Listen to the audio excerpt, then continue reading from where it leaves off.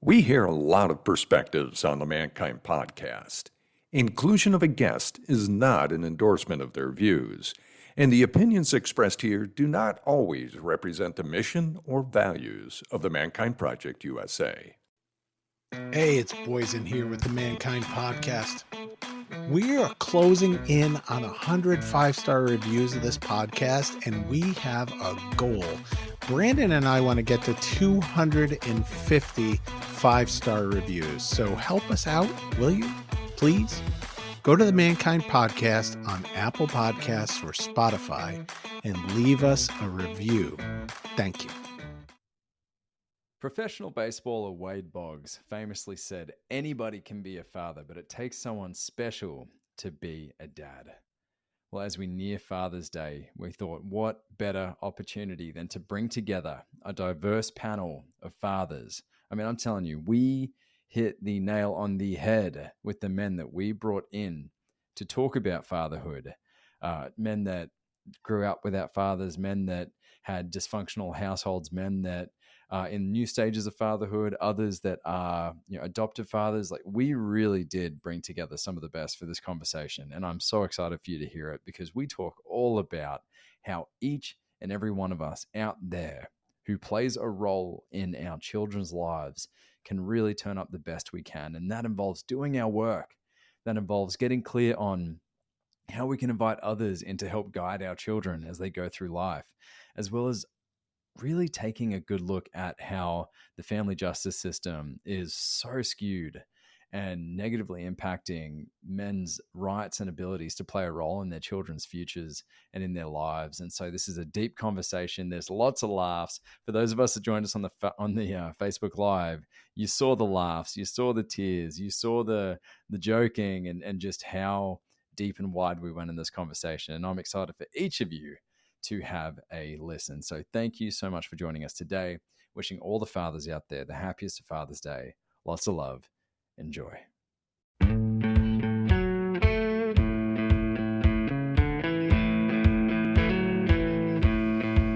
Looks like the rain has gone. Let's pitter patter and get at her.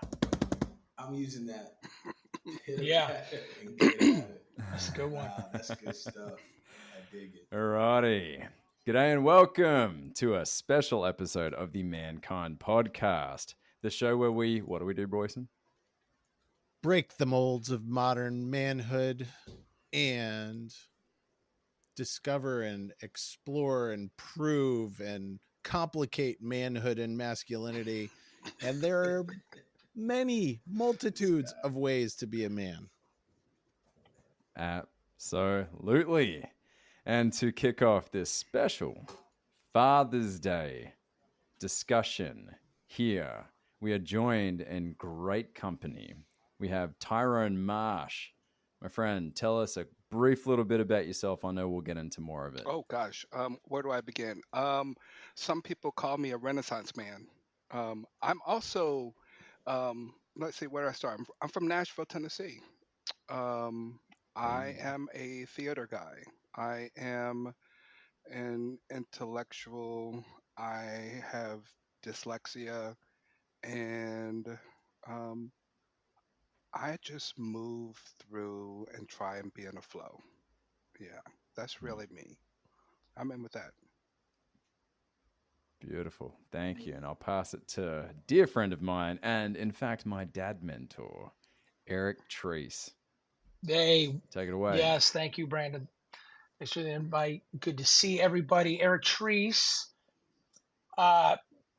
So born and raised on the south side of Chicago, currently live on the west side. Dad of 4 daughters, ages 7 to 17. So this school year coming up, I have a senior and an 8th grader, a sophomore in high school, and a 2nd grader. Boy. So, and I just turned 52. So I'm going to be one of those old ass dudes dropping my baby off at 8th grade, and they're going to think I'm grandpa, right? Army veteran, been in recovery a long time, been around Mankind Project since 1999, certified co-leader and leader trainer in the project.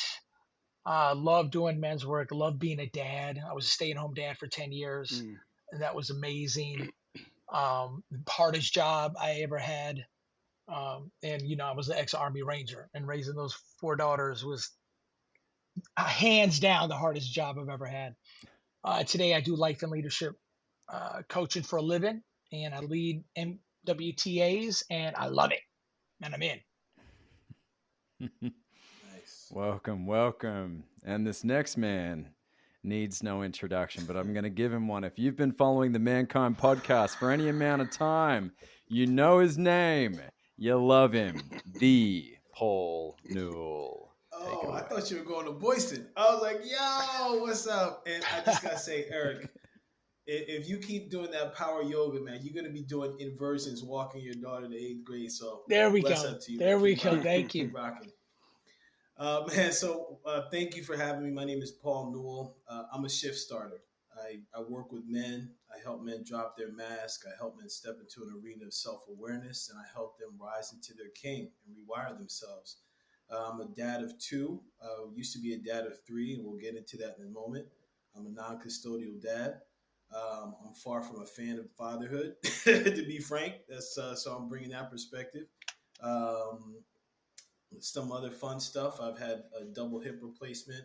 I love the Knicks and Brownie a la modes. And yeah, I'm in with that. Thank you. Great to be back with you, Paul. Thank you for coming back. And Boyson, I'm going to pass it to you. Everyone knows you, but I would like you to give your own little father resume. That's up. Father resume. That's funny. Am I the oldest, man? I'm 53 years old. And I'm a latecomer to this whole dad thing. When I first met my kids, they were 10 and 7 years old. They are now 20 and 17 going on 18. So one out of high school and one finishing high school tomorrow. Bless up. Mm-hmm. And so we're getting ready to celebrate with Ada as she graduates. And my journey has been full of encounters with Department of Children and Families and therapists and therapy groups and trauma-informed care and dialectical behavioral therapy and a whole lot of other things that my wife and I have. I am so grateful. My kids are amazing. They have changed everything in my world. Mm. And it's a hill. It's a hill that we've been climbing, and I'm in. Thank you, Boyson. And I'm the whippersnapper of the group. My daughter is about a foot off the ground as it currently stands, and I'm so grateful for this work. I'm grateful for all you men for being here. Each of you have, in some form or fashion, impacted the way that I turn up as a father, as a husband in this life. So just beaming with gratitude right now. And I'll kick things off. This morning, I had the great fortune of going to my local talk radio station, and they invited me on because they wanted me to talk about how to be a better dad.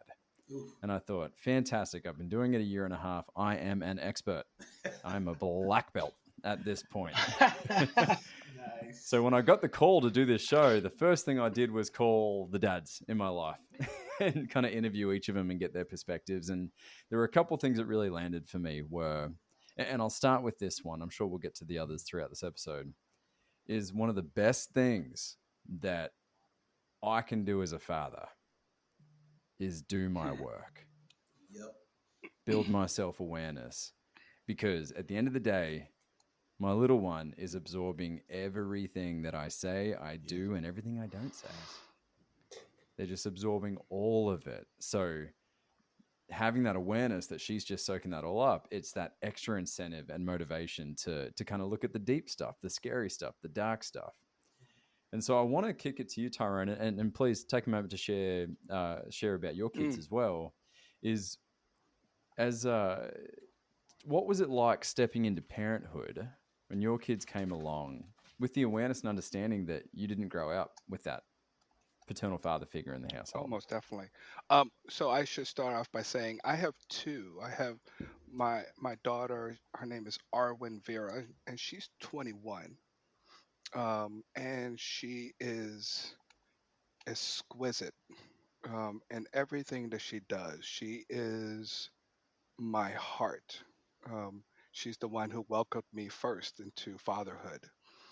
I remember that exact moment of her coming out of the womb, of me seeing her, and the umbilical cord was wrapped around her neck. Um, and I remember freaking out, and I remember then having her on the table and thinking, my life is never going to be the same. It is no longer about me. So she is first and foremost my heart and soul. And then I have my son, Capula. Capula is fiercely independent. He is kind and gentle, and he is a philosopher. And he's also an MKP brother. So he turned 18 and he immediately said he wanted to find out what the secret was. So, Wow. so I said, "There's no secret, but you can hop on a train and come on down and do your work." So he's an MKP brother, and that's interesting to have him as my son, and then as my brother. And there are times when I need to say to him, "I'm talking to my brother, not my son." Um, so I will say that I am completely blessed because I did not grow up with my father. My father is in prison. My father is in prison for life, and my understanding with no chance of parole.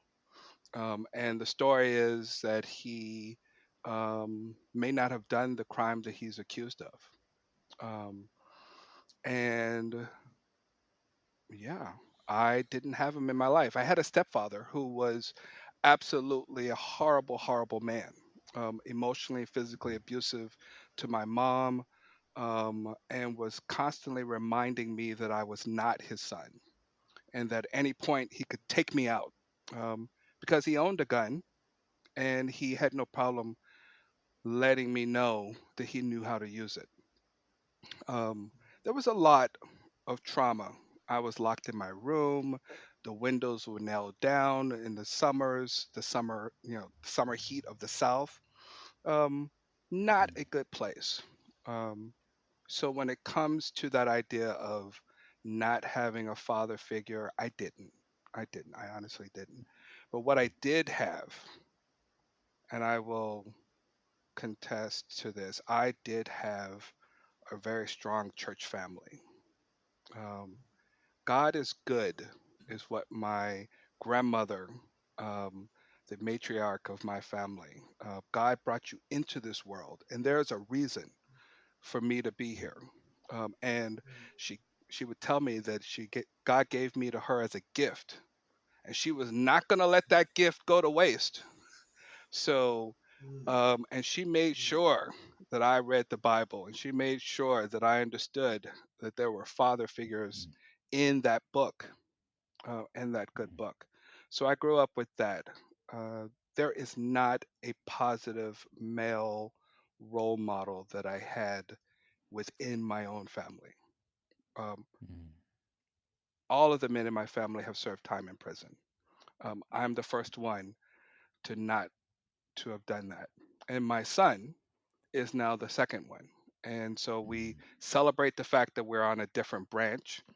Um, and my fatherhood, being a father, has been a continuous uh, stepping into the fear of I am going to screw this up.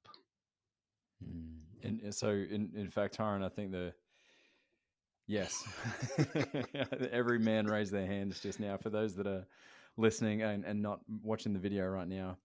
So I want to find out what were some of the things that you had to kind of learn Mm, or perhaps even unlearn as you were figuring out fatherhood practically.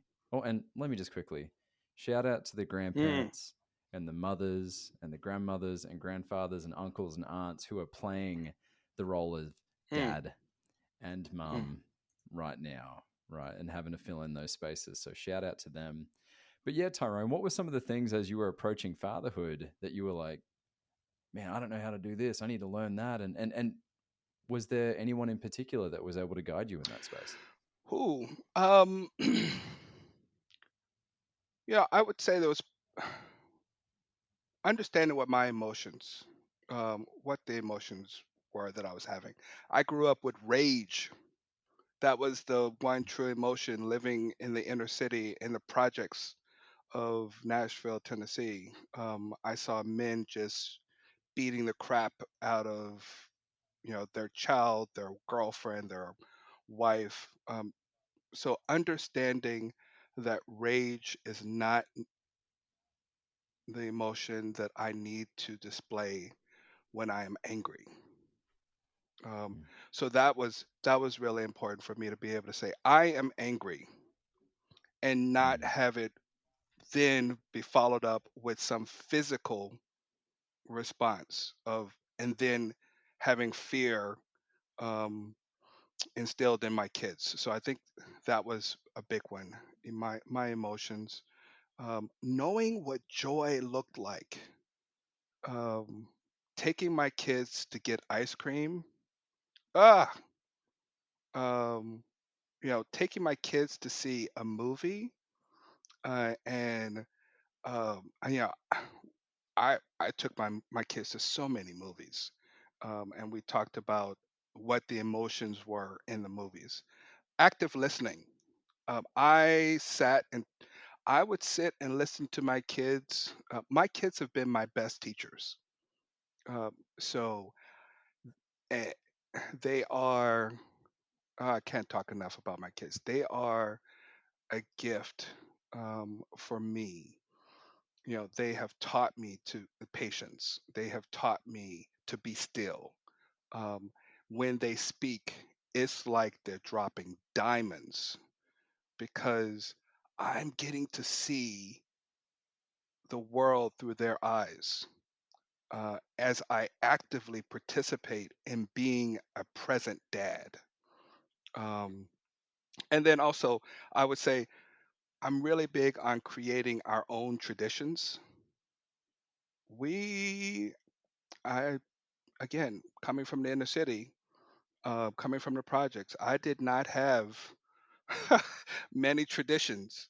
So, with Father's Day coming up, it is Father's Day weekend. I don't get a day, I get a weekend. And it's more important than my birthday. It is more important for me than Thanksgiving. Um, I have told them for me, not growing up with a dad, I hope that I am being the best dad for them possible.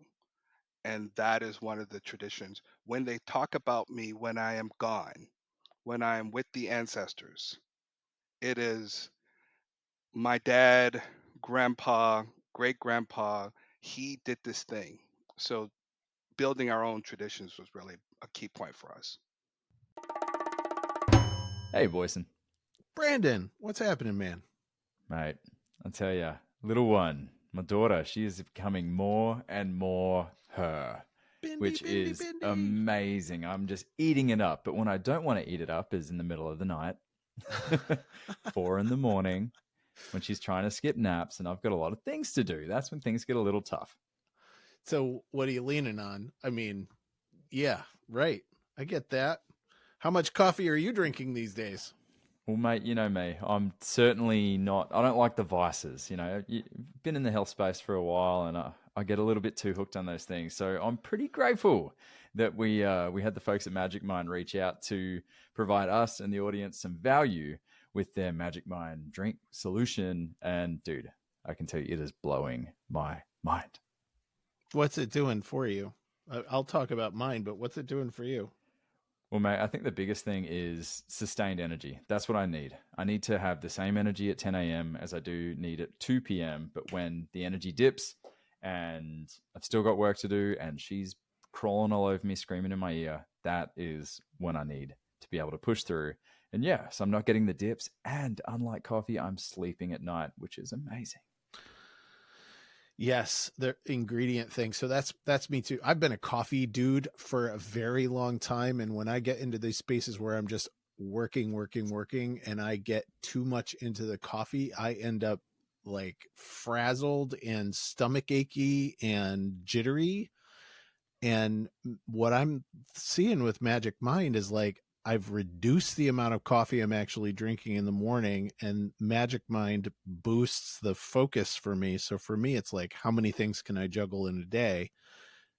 And having that focus without the coffee stuff, without all the coffee downside, I think has been really good for me. And yes, the sleep thing, man, there's some ingredients in this stuff that have totally helped my sleep. Mm-hmm. Absolutely. Well, I mean, because you're getting the caffeine from matcha, which is an extended release caffeine as opposed to like an intense rise then dip. It's got all the fancy mushrooms that everyone's taking these days, including ashwagandha, which gives you that más fuerte kind of energy. And and fortunately for us, they've offered us a great discount that us and you, the listeners, have access to get 56% off your first subscription and 20% off a one-time purchase with the unique discount code MANKIND. So if you go to magicmind.com/mankind, you get access to this discount. And like us, you get to enjoy this sustained energy, that más fuerte energy. I can take that into a couple places. But yeah, big fans. And yes. Check it out. Yes. Yeah, and I need to get my wife to stop stealing mine, which would be great. Thanks, Brandon. Thank you. And you actually covered one of the other points that I gathered was what can we shifting the focus from what it is that I have to teach my kids to what is it I'm going to learn as a father? What if they were put on this earth for me? Rather than the other way around. Oh God. Well, then I would switch that, and I would say, what am I unlearning? Which is, unlearning the suppression of my emotions. I can cry in front of my kids, and I'm still a man, and I'm still their dad. Yes. And so now I cry with my eyes up, and I cry. I'm a crier now since being a member of since joining this motley crew of Mankind Project. I cry. I cry thinking about when my kids leave the house, and I say my prayer and I say I hope that my son is going to be okay, and I tell him. And he says, "Dad, I'm going to be fine." I say, "I know you're going to be fine because there's something greater than you. And because there's something greater than you that's behind you, it makes me emotional because I'm aware. I'm aware of the fact that you're a gift. And so I cry because of that. Again, when it comes to anger, I can tell my kids, I am angry. And because of this. And they turn around and tell me, Dad, you said this, and now I'm angry. I'm sad. They use all of that language. I tell them to use their words. Use your words and not your fists. That's a big thing. Breaking. I would say another thing is breaking generational patterns. Um, yeah, there were a lot of negative patterns growing up for me. Um, there was a lot of alcoholism, um, again, abuse, and yeah, breaking those patterns. I would say another thing is also thinking about another thing that I had to unlearn is this is how a man is supposed to be, and this is how a woman is supposed to be. A woman cooks and cleans. Um, I cook. And I'm probably I am. I am a better cook than my wife. My kids will say that I'm a Me better too. cook. So, Yeah, and darn tootin'. they know, and they know I love it. They know I love going in the kitchen. They know I love Mm, doing dishes. They know I like doing yeah. laundry. They know that their dad looks really good in pink. So shout out to all the men wearing pink. Um, Yeah, it's not salmon, it's pink. Own it. Own it. And I want to invite everyone present, if at any moment, like jump into this conversation. This is collaborative too. I know that Tyron, when you mentioned growing up in in an alcoholic household, hands went up just mhm. now, and our listeners can't hear that. So, guys, please feel free to jump in as we go through this. And one other thing I would want to say that I unlearned is about how I disciplined my kids. Ooh, um, I experienced beatings. I Mm. experienced the extension cord. I experienced the go out and get your own switch. You get two of them and you twist them together, and it has the two heads. Um, Now, with my kids, I talk to them about consequences. You made choices. You made a choice, and this choice did not lead you to the result that you wanted. How do you want to change that in the future? Because as of right now, this phone belongs to me. I pay that bill. And so therefore you don't get the phone. You know, right? What also happens is you have more responsibilities in the house because you chose not to wash your one dish. You are now washing dishes for the week. So we do there's a lot of conversations in my household. Mm. Beautiful, Eric. I saw you raise your hand a couple times. Uh, Tell me what's alive in you, having heard Tyrone share.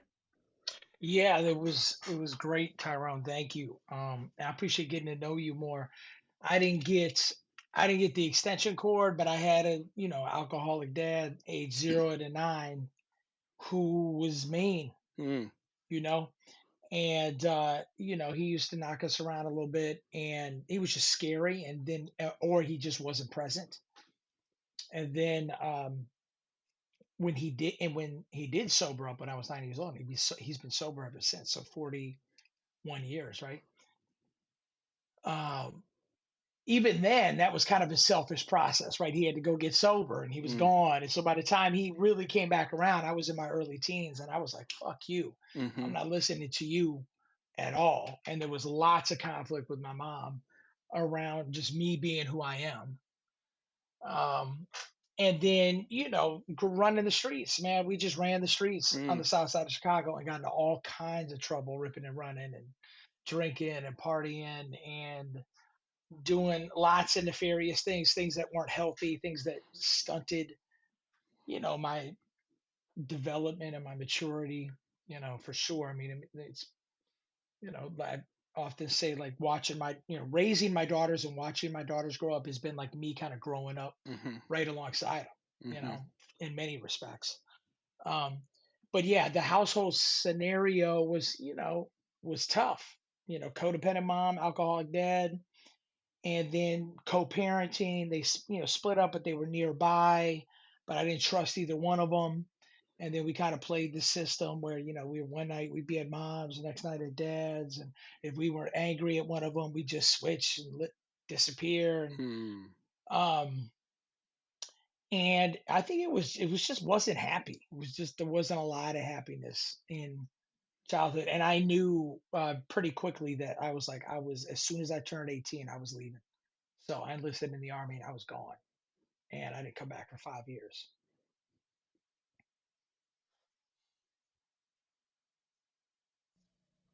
And I will add to that though, even though all of that was present, I was able to witness my dad. mm, And I think a big part of my parenting today is just being present and witnessing, my daughters. I did witness him straighten it up, right? And I did witness my mom do some amazing things with her life, professionally and personally, after they split up, which I wasn't able to fully appreciate until much later. And I think whatever happened when I was a kid, the notion of being a dad was alive in me from very early on, Mm. and I knew it was something I wanted to do. Thank you. Man, I'm digging this conversation because as you men are talking, I'm thinking of like like the origin stories of a man's fatherhood. So when you were talking about the alcoholism, like I was thinking of my dad and how he was a drinker. He was abusive.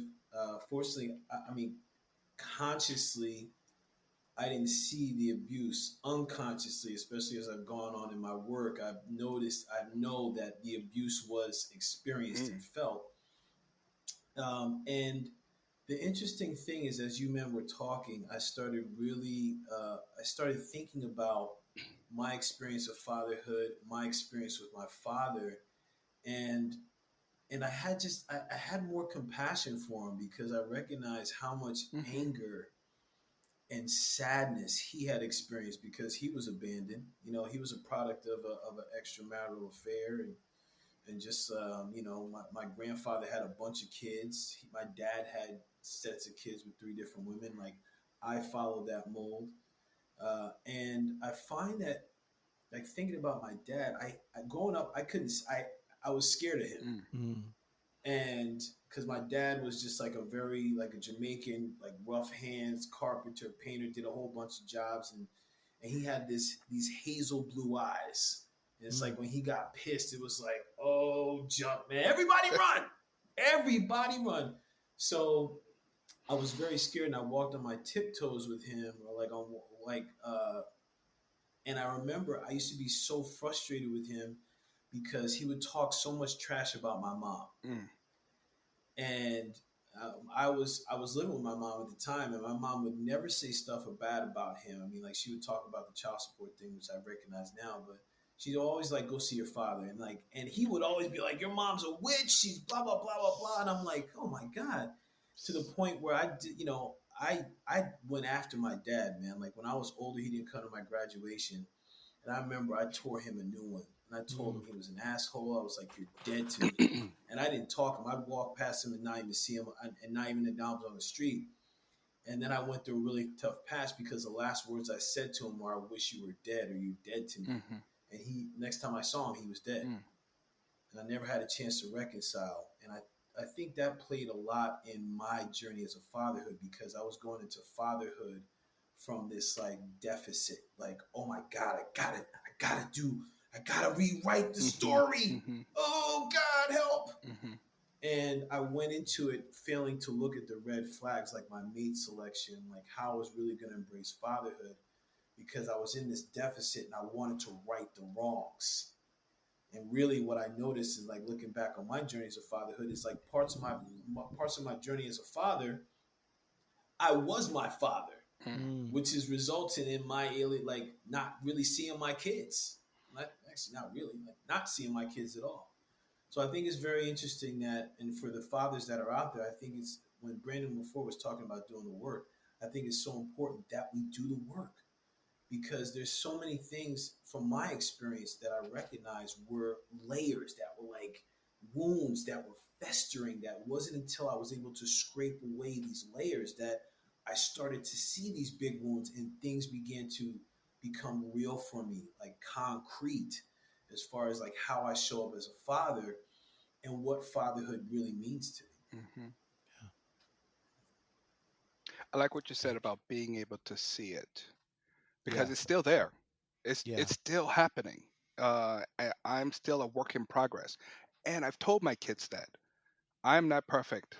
I'm a person, and I'm a work in progress, and I'm still going to make errors, and there are cultural things that I'm not quite hip on, and there are thoughts that I have that are not current, um, and I can acknowledge that. Now I can say, Mm-hmm. yeah, that's my work. That's not yours. That's mine. Yep. Yep. That is. I feel you on that. You know, dude, it's wild, man, because bro, I love you so much. I'm hugging you so hard next time I see you, bro. Yeah, man. You know, it's wild because Tyrone, when you were talking about what's the things, I think Brandon asked a question about what you learned as a father. Yeah. And I had joy as a father before I got divorced and like started dealing with the family courts. And I went through a point where I really couldn't stand fatherhood. Mm. And now I'm in this place where I'm like, I appreciate fatherhood because it's been in a way personal development for me because it's had to train me on active listening, response ability. Because as a father, you're going to get thrown into a lot of different scenarios, a lot of different belief systems, a lot of things. Well, you're supposed to do this and this and this. So a key thing I've learned as a father is it's about how I respond. And also I've learned about father energy. Because me as a non-custodial dad, even though I fail to see my kids, there's still an energetic there. Right? There's still an energetic there. So even though I'm like, I don't see my kids, I still can be connected to them. So that's one of the things as far as what have I learned as a father. I think those are the types of things in fatherhood that men accumulate over time. Thank you, Paul. I was just going Brandon's computer crashed. I'm just going to say to the live stream out there that so he might be able to get back in here, but he apologized for coming out. And go ahead, Eric. Thanks. No, thanks for the update because he did just disappear. I wanted to say I've never heard the term non-custodial. So I feel like I'm learning today. Thank you, Paul. And then the idea about doing my work, and Tyrone, you were just sharing. So my daughters now and I actually have a check-in template. We have many check-in templates with each other, but one of them is, "Hey, Dad, is this your stuff or my stuff?" And they know how to do it, right? Hey, is this one mine or is this one yours? And oftentimes it's me, right? I'm triggered around something, or I'm not happy, or I'm concerned, I'm afraid, I'm not, measuring up, or I'm not getting what I think. They're not doing what I think they should be doing. And sometimes it's their stuff too, right? And sometimes it's both of ours clashing. Yeah. But we have some language that we can share with each other that helps us get through stuff. I had my 13-year-old was at a sleepover on Monday night, and she was texting me late, and they like some of the girls at the party who she's really close with, and they're lovely girls, but they were clicking up, and she was feeling left out. And so she was texting me saying, "Hey, I'm not sure what to do." And I'm like, "Do you want dad? Do you want dad? Or do you want the coach? Or do you want dad, coach? What do you want?" And she said, "I need a little bit of both." So I gave her, a little bit of dad stuff, a little bit of coach stuff. I gave her some prompts and maybe some things she could say. Then I said, "And it's up to you. Like, you don't need to fix this tonight. You can just get through the night. And if you want me to come get you, I'll come get you." And she made it through the night. And it was tough. And this, friend groups at 13 and 14 and 12, 13, 14 are just hard. And then my wife and I had this moment. We were like, "Man, is it us? Are we fucking this up?" Because each one of ours have had struggles at that age group, right? It was real easy to be like, "Is there something we're doing to create this?" And then I kind of look at the rest of the world, and one of my good friends, a couple, Todd and Kathy Adams, do something called Zen Parenting Radio, and they got tons of podcasts on parenting, and there's like now like pretty much every sixth, seventh, and eighth grader in the world is experiencing some sort of social unrest, normal social conflict, right? And how can I be with myself while they are being with their stuff? I will say on that, when I was in college, I studied psychology and theater, and so I was waiting. Child and adolescent psychology. Okay, at this point, my child is going to do this thing, and I was waiting for it, and I was like, and I'm going to be prepared for the best comment. There is no best comment. There's no. Right. just winging it. Responsibility, Hmm. right? Eric did the same thing. How did your daughter came to you with something? How do you respond? You failed to go in and say, "I'm going to fix this." You said, "Hey, Right. Hmm. what do you want, the dad?" But to me, that's fatherhood in a nutshell. Hmm. How are you going to respond? Because one thing you say could be like, "Oh, that's okay. Let me save up for 3 years of therapy," Hmm. or you could be like, "Okay, how am I going to respond in a way that's going to help this person, my kid, Mm. my child, find themselves while I still held this container that they're safe, that I can protect them for a certain period of time." So there's something big there, man. Hmm. I I do want to one quick second. I do want to address the non-custodial. So I'm happy you never heard of that, thank you. because usually non-custodial comes you get more men than women get labeled that when they go through a divorce and separation, because majority of the time men end up being the non-custodial dads. And I think that that's a label that creates separation and division in the household, because now it's like, well, I'm going to put this person, I'm going to put the kid over here with the custodial parent, Mm. and the non-custodial parent Yeah. gets them like once every 17 years. Mm. So that's why you haven't heard it. I'm happy you haven't. Yeah, not to mention the label deadbeat gets thrown in there as well in a big way, right? And that's the amount of the weight behind a title like that and the length creates so much of a gap between the road to It healing. really does, man. And I used to be like, man, deadbeats. Now I understand, because technically I'm a deadbeat. And most of the time, like after going through the situation as non-custodial dad and family courts and fighting and being rejected and losing and spending a lot of money, I'm like, you know what? I'm washing my hands. You got my number, you got my address. If you need me, come through. But people don't hear that side. They only hear like, I don't see that he doesn't come to see this. So I think that's a problem. And for the men that are out there not as non-custodial dads, please, men, no, you're not alone. Okay, Yeah. hold tight, just breathe, and know, like, just stay in the game. Mm. Stay in the game. Yes, Leave it at and that. and I'm just going to say, 6 months ago, I had the honor, the dubious honor, to support a friend in some child custody stuff. Zoom court. I'm there as like a witness, basically, to support them, corroborate some stuff. And as we're at the Zoom court, actually mimics a courtroom, so Mm. we're all sitting in there together, and I get to hear all the cases that went before they called my friends, and it was a education unlike any I've had about the court system and dads and paternal rights and maternal rights. And we were on for 4 hours. There was one dude who was in county jail in Orange, unable to do anything, but he showed up to court. Another guy was on the run, and he was like, I'm not telling you where I am, but I'm still going to send the money in because I'm Mm. trying to get Mm. right with the courts and with my child, but I'm not going to tell you where I am because I don't want to get arrested. And so listening to how all of that went down, it did seem a little kind of skewed one way that I was kind of surprised about. And it was a real fight for the dads in that courtroom. And I will never forget that. Mm. And my friend still has not seen his daughter in 9 months.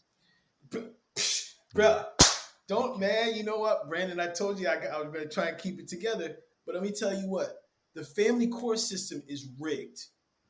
Like this is one of the reasons. Like I've seen this. I've seen all sides, and it's like, it's ridiculous what happens in family court, because a lot of times these guys that are going to jail, they're asked to pay child support that's astronomical and out of range. And the thing is if you get out of child support, then they take your license, they take your passport, they take Right? How are you everything that supposed you to can do work? to make money.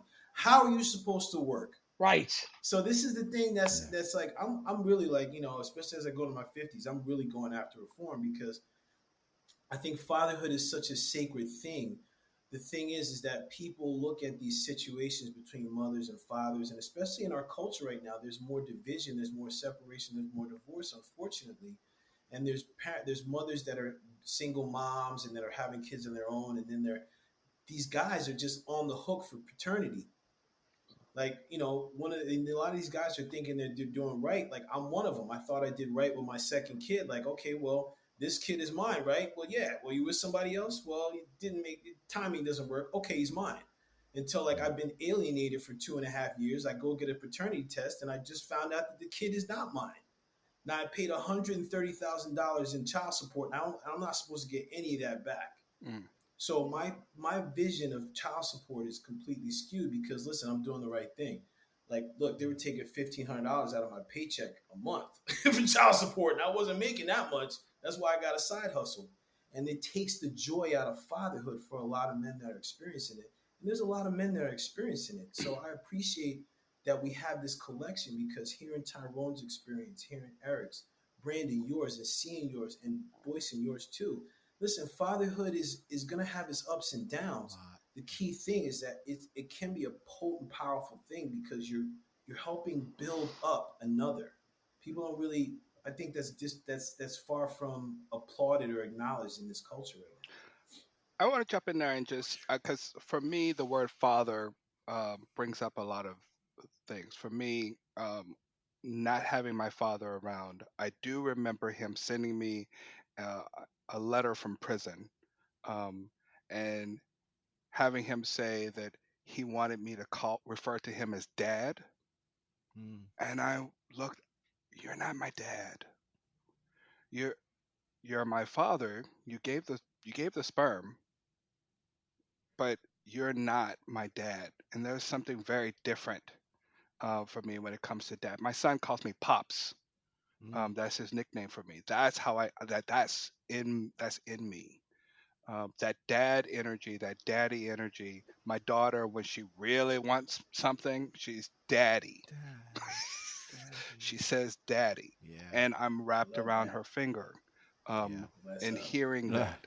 And I want to also applaud the men out there who are wanting to be daddy, who are wanting to show up in whatever form Yep. it looks like. I want to be a part of my child's life. Yeah. I want them to know that they're loved. Because for me, in the inner city, the men that I saw were not wanting to love their kids. They were just from one home to the next to the next. There were babies all over the place with all different names, last names, and somehow being related. And now it seems as if there are more men, at least from what I'm seeing, more men wanting to say, I'm all in. Yeah. Yeah. Yeah. I'm curious, guys, on a couple things, right? Especially like us doing the work and going through the warrior trainings, the I group circles. Uh, do you find that you're seeing more men that want to be involved compared to before? Yeah. Do you think that's changing it? I think that's definitely changing it. And I've got some dads in my circle who are not in contact with their kids right now. And I'm just going to point out a couple of things.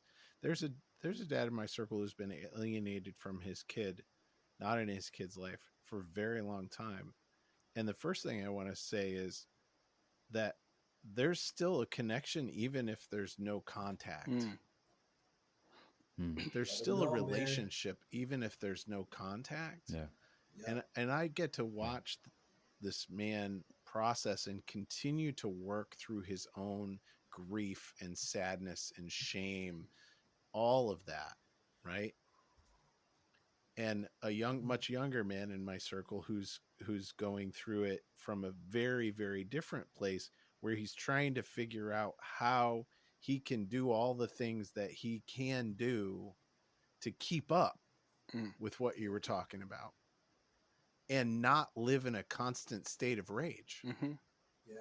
Yeah. Yep. From Yeah. yeah. It's This real. And is Boise, you guys know. this is Yeah. Jedi You do. level What's stuff. up, Brandon? My apologies.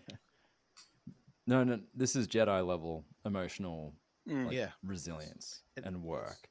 Because you see this in our work all the time. I believe we attract a lot of dads that are in this predicament because it's finally a place where they can in a healthy way move through this stuff. But take it Work away. on it. Yeah, Process it. Yeah. Yeah, thank you for that, man. And I appreciate that these men want to be in their lives.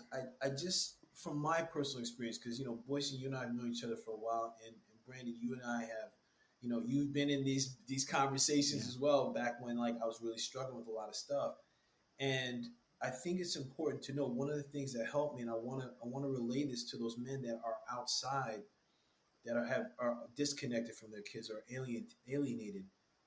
Please, please, please, man, take this opportunity to get to know to love yourself. Because if you fail to know how to love yourself, I'm going to speak for myself. I was unable to know how to love another. Simple. Because my rage would come through, my anger, and I was good at wearing masks, so my shit would come out sideways. Yeah. And also it's recognizing I contributed to this situation. Yeah. Before I was like, they did this to me. Well, actually, like I was angry. I did this to them. This happened. I was in this space.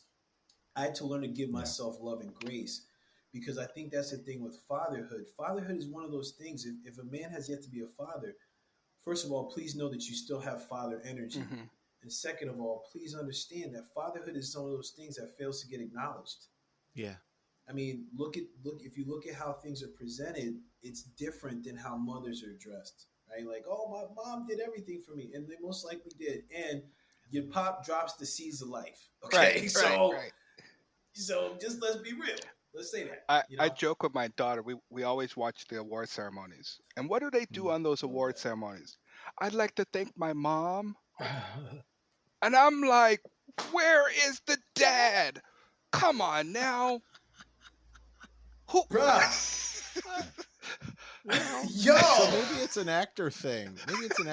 Because then if you go to some of the awards for athletes, women athletes, there are a lot of women athletes who point at their dads out there and say, "What's up?" Yeah, I would say one thing that I realize I've kind of found a role, certainly around MKP circles, talking to dads, current dads, but especially newer dads, who the newer dads, they are, they're doing the work with us, they're staffing weekends or NI group, and they start to get the thought, some of it's maybe pressure from home, from their partner, or even just their own stuff like, wait, I can't do both. I can't be an I group and raise these kids. So I got to leave the work for a little bit and go raise these kids, and then I'll come back.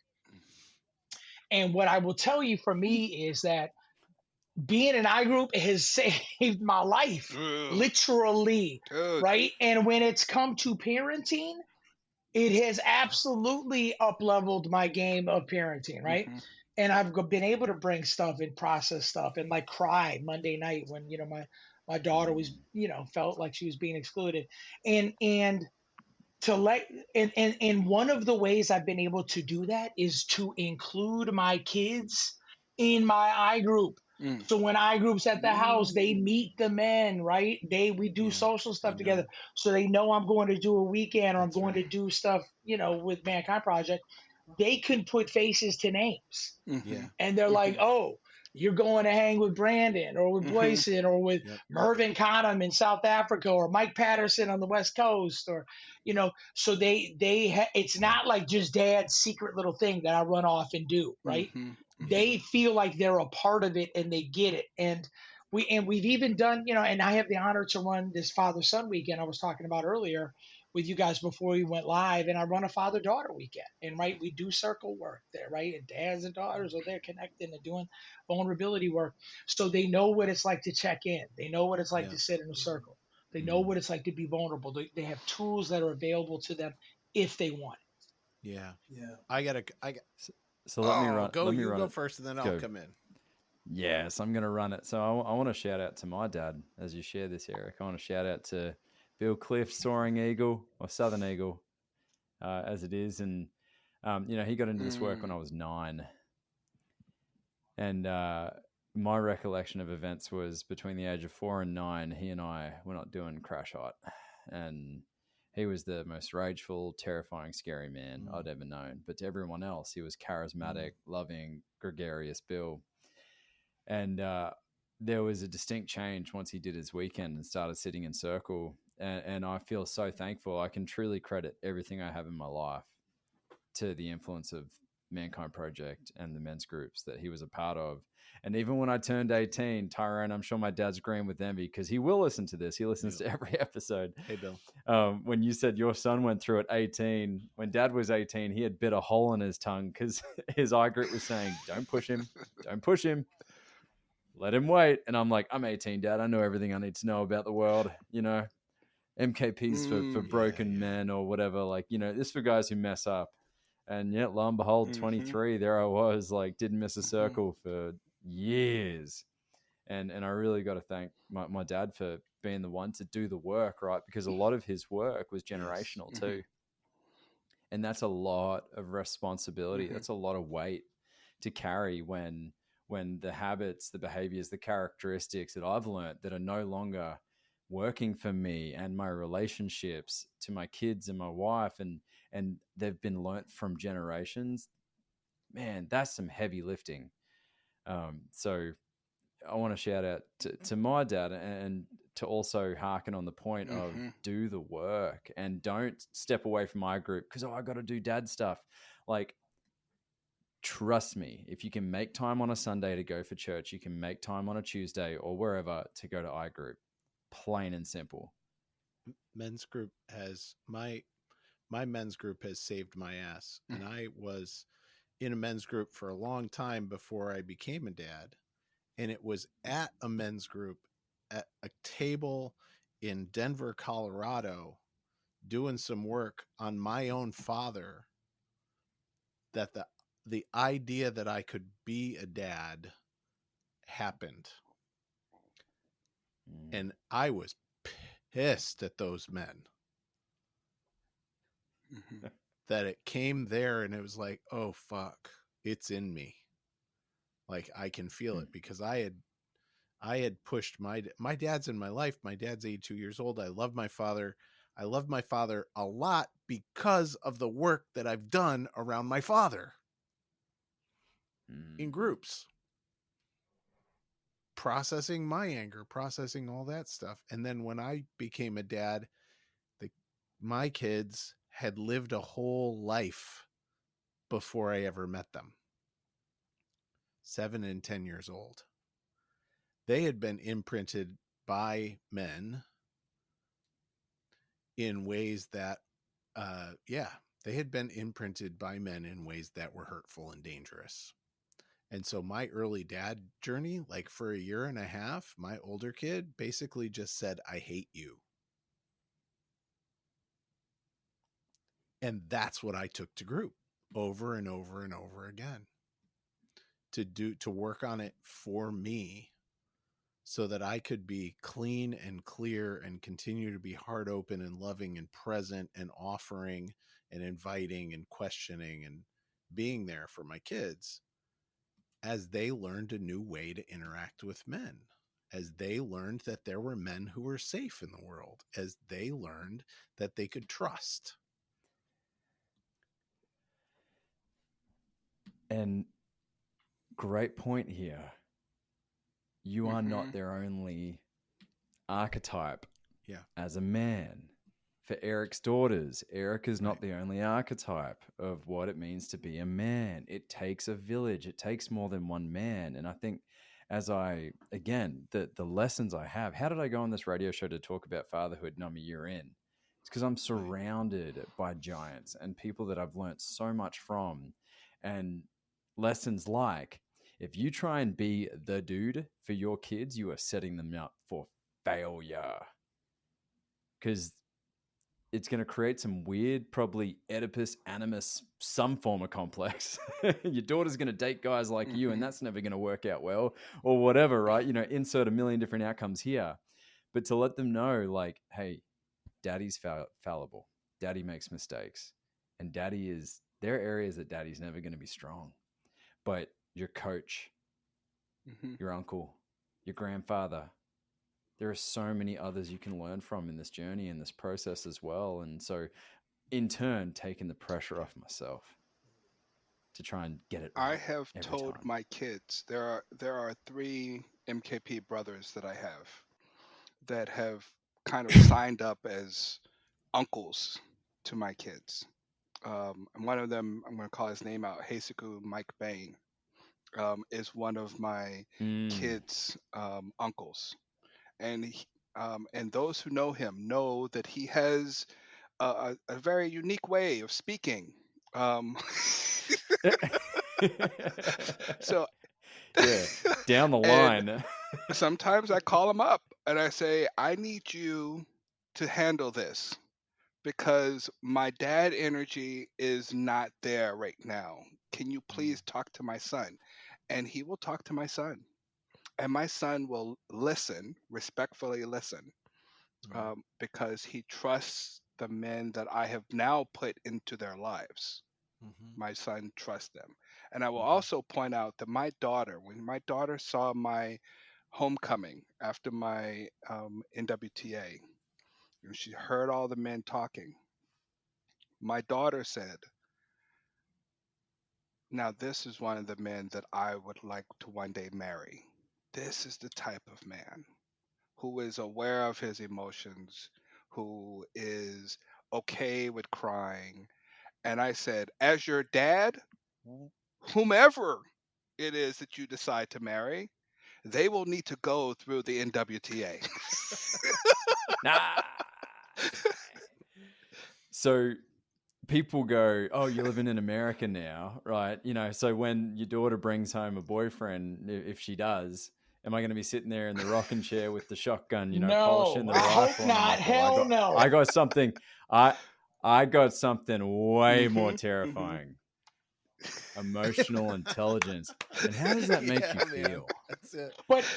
But how about, That talk about sphincter puckering. Like, or maybe not. Maybe it's actually uh, normalizing Yay. for our daughters and the people they're interacting with, what my daughters, whether they're boys or girls, because one of my daughters identifies as queer. Maybe it's just normal language now that we can talk about feelings. Mhm. And they've been around all these AA dudes and all these MKP dudes, and it's, and in therapy, and they Yes. hear me talking like a coach, right? Mhm. So now the language is normalized, and so they can yeah, now look for partners who also have normalized the language, right? Or it can yeah, be very scary, like you were saying, Brandon. But I like the idea that, like, oh yeah, like, they meet somebody who's, been in therapy, or dad, is in recovery. Like, okay, yeah, so is Mhm. my dad. mm. That's I, not a I big deal. Yeah. Watch this next I generation. love Hey, seeing my kids as they have engaged in dating, and just the stuff that just like flows out of their mouths, like, yeah, she's not communicating very well with me right now, so she and I really had to sit down and have a heart to heart. It's just like, wow, when I was 17 years old, nah, that's Mhm. not where I was Mhm. when I was 17. So I love that. And to sit down with a boyfriend and interact with him in a way that's like, hey, dude, you know who I am, right? Mhm. We're going to have an honest, upfront, accountable conversation right now, right? yeah, No yeah, bullshit. Mhm. Like, and yeah, the guy who comes into the house better know mm, that no bullshit here. Yes. yeah. You know, I hope as I kind of envision. Cool thing about being in this stage of parenthood, and I'm sure all of you can resonate, like trying to cross the river too early. Like, what's the solution to this problem, which likely won't happen till she's 12? You know, like what if Bindy's best friend's parents Right. suck? Like insufferable. And it's like Christine's like that hasn't happened yet. How do you know that's gonna? I don't know, but it still keeps me up at night.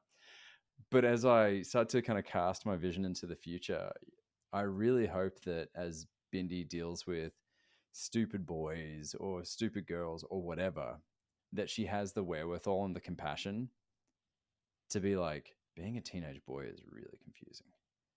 And also for her to understand, like, these kids have hormones raging through them like you would not believe, right? And her to have those kind of optics to be like, yeah, Timmy was being really rude and a jerk and sexist and whatever, and he's also Yeah. 15, and Timmy gets a pass. I'm not going to cancel him at school or anything. It's boys just figuring it out just like everyone else is. And I think that might help create some change, because I'm talking to some kids these days as I'm doing some stuff in schools, and they're canceling each other, and they're casting people out because of silly behavior. And I'm like, thank God I didn't go to school these days, because I have a list of things that if I, I'm not proud of, behaviors and all the rest. So hopefully kind of passing on compassion. Yeah. Thank you. And the awareness to go like, hey, man, like everyone's trying to figure things out at your age. It's a gauntlet being in high school. Yeah, it's hard. It's hard. It's really hard. Even middle school is hard right now, man. Like, it's different. Yeah. It's different for these kids right now. Yeah. And I blessings to them for going through this, because, and blessings to the men that are their fathers and their dads that want to be there. One thing I'm observing I want to call out is, as I'm hearing you all speak about your experiences and with the kids, and like even thinking ahead of the curve, like what's going to happen down the road and what has happened, I hear a lot of the father energy. And I heard when Tyrone, you were talking about, like dad, I'm dad, or daddy, or pops. I think something so important for men to recognize is that we all have father energy, especially with Brandon, when you were talking about the generational piece. I know for me, when I first really started stepping into this fatherhood energy, or father energy, it was when I started to peel back the layers and understand the wounds of my fathers and see them as men and be able to extract the wisdom. Because I think the important thing for men to realize, regardless of what your status is as a father or dad, it's key for us to hone into our father energy, that wisdom, the neutrality, the compassion, that the masculine compassion. These are all different things. Like, so, I say that because I have friends that don't have kids, yet they have father energy. They're amazing coaches. Like, they're amazing trainers. They have this way of teaching and guiding, which is what I'm hearing in each one of you as you're talking about your kids. And I think that's so important for more men to recognize, like, oh, well, I'm not a dad, or I want to be a dad. Hone into your father energy and what the heck that even means for you first. If you can do that, like, you're going to be in the upper echelon like these men here. So I think it's important for us to acknowledge that, like, Father's Day, but like, what is father energy? Because that's an important piece for just being able to guide the next generation, or even when, for you all that have daughters, like when that son comes, boys, I heard you talking and sitting them down. Hey, listen, let's talk about this. So like, Brandon's going to hit him with the EQ mastery, bro. You got to be ready. That's father energy, because I'm coming to you with some wisdom, because I want to see you win. I want to see you successful. To me, that's father energy. I'm curious what it is for you guys, if you have thoughts on it. Yeah, that's needed. That's needed so much these days. And shout out to organizations like Big Brothers, Big Sisters, right, that are setting up those relationships where someone who can come in and be able to hold that role, right, sit in that seat and play that role. And, Joe Ehrmann's words, right, we create better men with greater coaches, right? It's so important. So I think important. their role too. I was talking to Troy Harden the other day about this, and we have kids who are around the same age, and he's a long time Mankind Project man, and the folks, kind of the group around us, like the funky unkies and the godparents, and then even the men in my eye group, like, who look, some of our kids go to school together.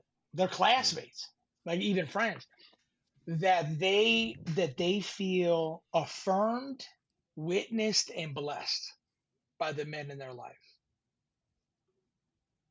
Affirmed, witnessed, and blessed. And makes a huge difference. And that's like, that's all I wanted as a little boy, right?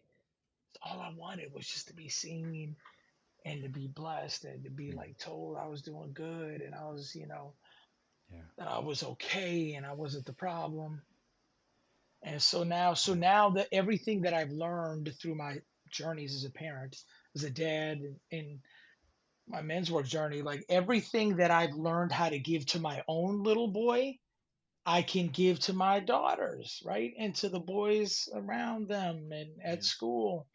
And so much of it is just about being present and witnessing. Yeah. That's a great point to shift in the energy now as we close out our conversation. Thank you, Eric. Man, I want to invite each of you to really check in, not just from this conversation, but really channel that fatherhood energy that Paul has kind of welcomed into the space and brought into my awareness. And to think about what it is that you want to send out there, that you want to transmute into the world to all the fathers out there as we come to Father's Day this Sunday. From your lessons, from your learnings, from your experience, what are some words of encouragement that you want to give right now to anyone who's listening, or just energetically out there into the universe? And I'll kick it off.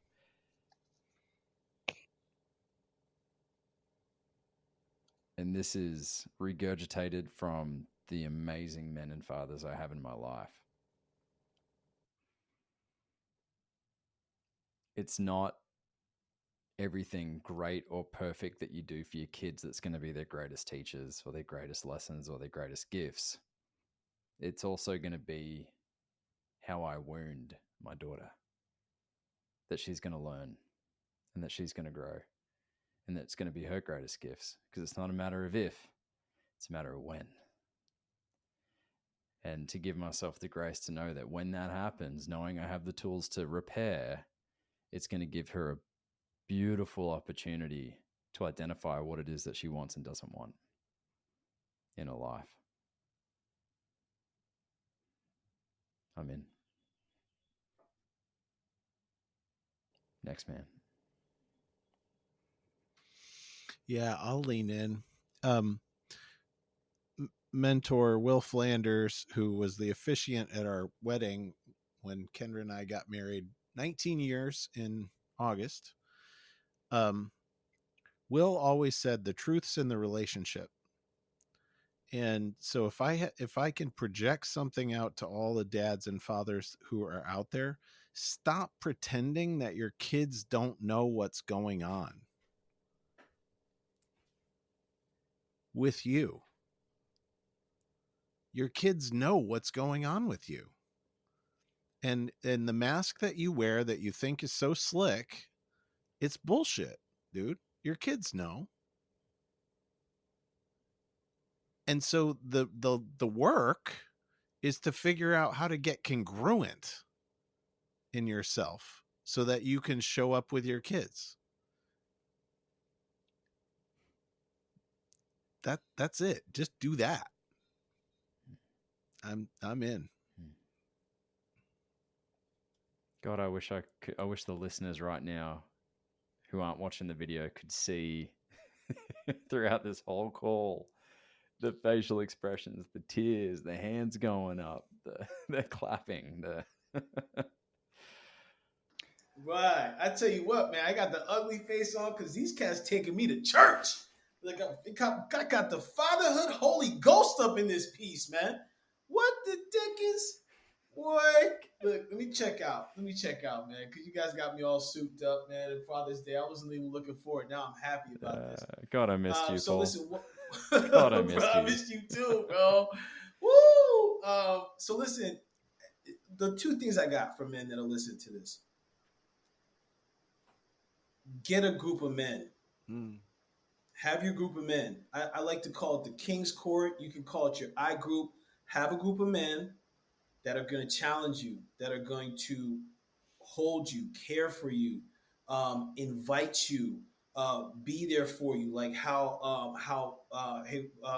Mike is there for Tyrone's kids. Have that in your life, because I'm telling you, most men go around lonely and Yes. don't have anyone to talk to. And you all heard it here. If you didn't hear it, rewind, zoop, zoop, zoop, zoop. Come back and listen to what Boysen was saying when he was in the circles. Just being able to express your frustrations will help you heal. So stop bullshitting. Get your freaking men and let them know what's going on. Stop holding on. Drop the mask. The second one I have, which has been helpful for me, is teach yourself what it would mean to father yourself. Yes. Because chances are you're fathering from a wound. So if you address that, you learn to father yourself, and you learn to address that wound, things will open up for you in ways that you never knew were possible. And it is possible. So go for it, guys. You got support more than you know. And I'm in. Thanks, Paul.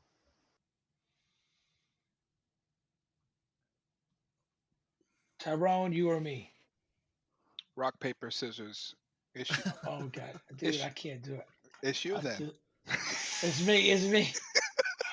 It's me. Thank you. I want to just say thank you, like to the idea of father energy and connecting with that, whether it's for myself or for my daughters or for the community of around us, my cousin, my nieces, mostly nieces, a lot of girls in my family, and I think the message I want to send to dads today, I guess for this Father's Day, is around um, even as dads we can nurture. Like Mm, in my Yes. journey through parenthood, I have done Yes. side by side with my wife, and Yes. she is probably more masculine than me, and I am probably more feminine than her as far as archetypal energy, and we have found a way to balance that, I think, with our Yes. daughters. But that as a dad, I can Mm-hmm. nurture, right? And um I can nurture their dreams, I can help respect and grow their strengths, I can support their independence, I can guide them and help them have a foundation where they are finding their own voice and claiming their power mm, as women in this world. mm, um, and and then set them free, mm, mm, right? mm. Separate from them in a good way, and watch them grow and live. And that is it's my want for myself, and it's my Yes. want for the men listening. Thank you. You guys are tearing me up. Ugh, I'm a mess over here. Um, show up. Mm. Um, there's there's a saying that I've been saying for most things now, but I really think it's true when it comes to fathers, dads, daddies, pops. We add value to the Mm. room. We just need to show up. We just need to show up. We don't have to say a lot. Just show up first and be in the room. And for me, letting my kids know that I am a safe place for them to rest. Yes. Um, they can try and talk about all sorts of things, and I'm there to listen, not to judge. And I'm there for them to know that I am trying to become the best ancestor that I can possibly be because I'm hoping to one day be a granddad. Mm.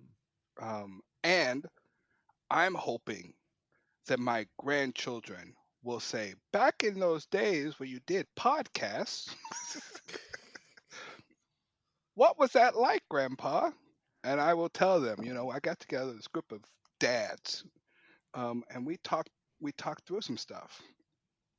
Mm. Um, yeah, just show up. Just show up and just be present. That's that.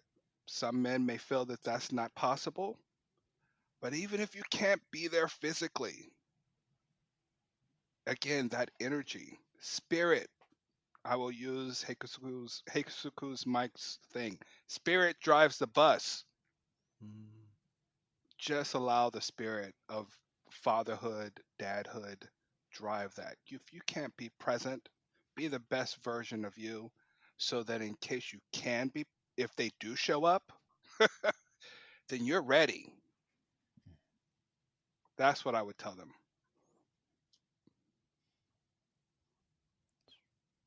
That was sick. Yo, man, if we were a music group, man, this would be a hit. Be a hit, man. We'd be rocking tours and shit. Ooh, God. Yeah, but Man. and I would be the crier. I'm telling you, I'm. You can't.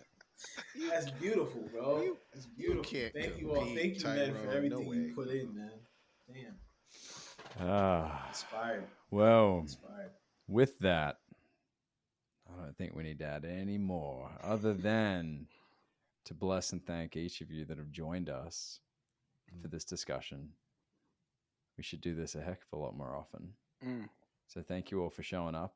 Very, very last minute call to action for each of you. And you chose to be here, Eric, on your birthday. And thank you. And thank you to everyone who joins us each and every week, whether it's live here on Facebook, you 1.5 million wonders out there, or if it's through the ears on the podcast, the Mankind Podcast, where we break the molds of modern manhood to prove there is more than one way to be a dad. Yeah. And this Thanks, is also everybody, for a being reminder that we've been doing this long enough. For free, pull out your phones, go to iTunes, and please, would you please smack that review button. Boyson's laughing right now because I was at a bus stop. Get people to pull out their phones now because it's about dang time. We got hundreds of hours committed to this. Like, And subscribe, please and like, share. subscribe, follow, and share. Yeah. Lots of love. We will see you all next week, and Thanks, happy guys. Father's Day. Love you, Bless up. brothers. Bless up. Peace, man. This has been another episode of the Mankind Podcast, produced in association with the Mankind Project USA. We have been your hosts, Boyson Hodgson and myself, Brandon Clift, and we want to thank our guests for joining us today and imparting their wisdom from their experiences in this amazing journey called life. If you want to find out more about today's guests and support them in their mission, you can find links to them in the show notes. Now, if you have found gold and insights that you believe could benefit your loved ones and those you care about, be sure to share it with them. And of course, we are always grateful for a rating and review of the show on iTunes. Now, above all else, we've got to thank you, the listener, because through your attention and your support, you have made it possible for us to let men all over the world know that they are not alone and that there is more than one way to be a man. And if something in this episode has touched you, then perhaps it is the call to action to get involved in men's work. With live trainings happening constantly and in-person trainings happening all over the world, the Mankind Project definitely has something for you. Now, if you've enjoyed the music in this episode and all of our episodes, be sure to check out Jim Donovan and the Sun King Warriors. I have links to them in the show notes. And lastly, just know, what it means to me to be a man is completely different than what it means for you. That is the beauty of this journey. So if you are looking for guidance, support, and community as you begin to unpack and dive deeper into your men's work journey, then you know where to find us. Same place, same time, next week. Lots of love. We'll see you then.